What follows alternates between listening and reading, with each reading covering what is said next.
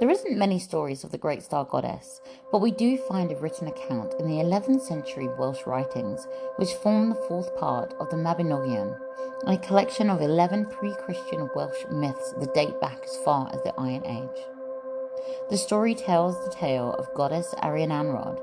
She is the daughter of the great goddess Don or Danu, sister to Gwydion and Gilvaethwy, and she is the niece to Math, the king of Gwynedd. King Math is said to have been cursed so that unless his feet are kept in the lap of a virgin whenever he was not at war, he would die. Gilvaethwy tells Gwydion of his love for the current woman whose lap is being used by the king, and together they hatch a plan to create a feud with a neighbouring king to force King Math into war, and therefore leaving the woman alone. As soon as King Math leaves, Arianrhod's brother, Gilvaethwy, seduces the footholder, and he has his way with the woman, and therefore she is no longer a virgin lap for King Math. When he returns from war, King Math is furious, and he punishes both the brothers until Gwydion suggests perhaps Arianrhod could take her place. According to the stories, Arianrhod had been spending time with both men and mermen in her earthly castle on the coastline of Wales. It is said that she is a virgin, but this is meant in the more ancient version of the word, which means that she lived her life with self-sovereignty and self-fulfillment and does not want the job. She is forced, however, to step over a magician's rod to prove her virginity, and she immediately gives birth to two sons, a beautiful blonde boy named Dylan, and he escapes and swims off into the ocean. The other was a blob or a formless body that is quickly swept away by her brother Gwydion and raised in a magical forest by him. It is said the boy grew at an alarming rate, and at 4 years old he was already the size of an 8-year-old. On his 4th birthday, Gwydion brings the child to see Arianrhod in her earthly castle, but instead of being happy, she is outraged. Arianrhod not only refuses to recognize him as her son, but also states that he shall never have a name until she gives him one. This was a serious thing, as to be without a name at that time, it was to be nothing in this world or the next. Her brother cleverly manages to trick her. Gwydion and the boy go to her castle disguised as shoemakers, and while Gwydion is fitting shoes for her, the boy throws a rock at a wren that lands close by to them. Arianrhod is very impressed and states what a skillful hand he has. Gwydion jumps up and happily announces that she has just named her son Lwwl Lweth Gwythydd, the shining, skillful hand. Arianrhod is very angry, and she returns to her castle after telling him that the boy will never be able to bear arms unless she gives them to him herself. Gwydion takes Lwwl back home and begins to train him. Once again, they approach the castle in disguise, this time as bards, and they are seeking refuge at Arianrhod's castle. She enjoys listening to their tales and hearing their songs. Gwydion was a powerful magician, and he creates the illusion of an army ready to invade. Arianrhod is scared, and she asks Gwydion what she should do. He suggests that she opens her armory and allows them to arm themselves. Arianrhod's priestesses help to arm Gwydion, while she, unbeknownst, arms Lwwl.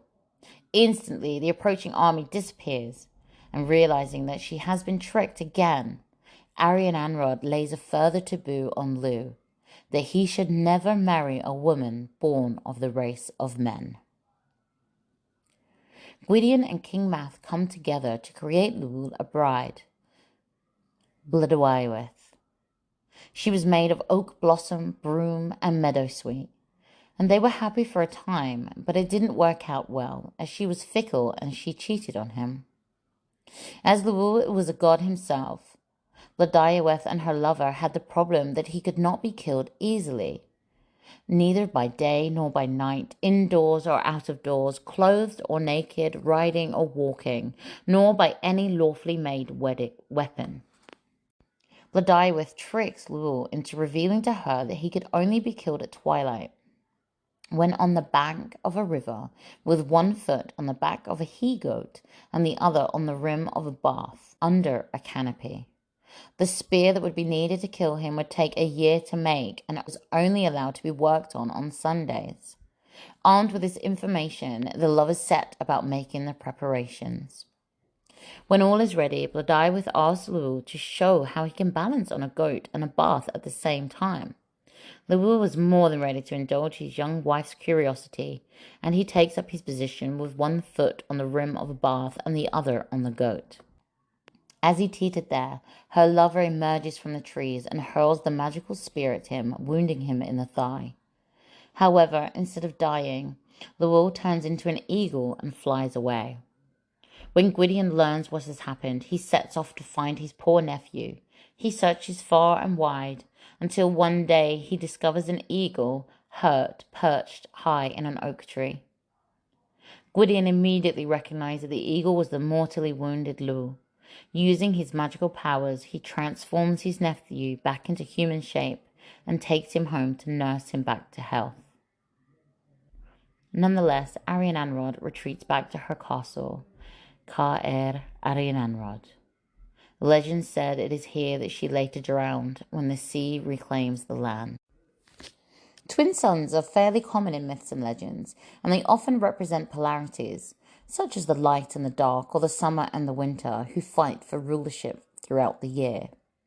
In myths, the hero meets a supernatural figure, perhaps a god or a goddess, who sets them upon the path of their destiny. Often they are associated with a spindle or a wheel, representing fate, and with riddles and testing. Arianrhod gave young Lul his fate when she laid on him the 3 taboos. Her pronouncements are not curses, and what she actually says is, "I swear a destiny upon the boy." Arianrhod challenged and pushed her son through the path of becoming a man, gaining a name, arms, and a bride. She didn't hand these things to him on a plate, but made him strive for them. He had to accept the will of the goddess, but he did not surrender. He did not give in, but he worked within the challenges that she sent him in order to triumph. Another story of Arianrhod says, Arianrhod is said to be able to shapeshift into a large owl, and through the great owl eyes sees even into the darkness of the human subconscious and soul. The owl symbolizes death and renewal, wisdom, moon magic, and initiations. She is said to move with strength and purpose throughout the night. Her wings of comfort and healing spread to give solace to those who seek her. There are many invocations that we can use to speak to Arianrhod, and one that is quite nice is this one.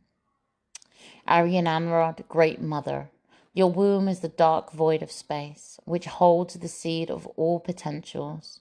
You are the wheel of life. You are the beginning and the end and the beginning once again. Yours is the spiral castle of the stars, where we are remade. May we glimpse eternity and know your light. Blessed be. Thank you so much for joining me on this magical, mystical journey with Arianrhod herself. Look out for the next installment from the Goddess Astrology History podcast, and it will feature stories about the goddesses associated with both Aries and Mars. Blessed be.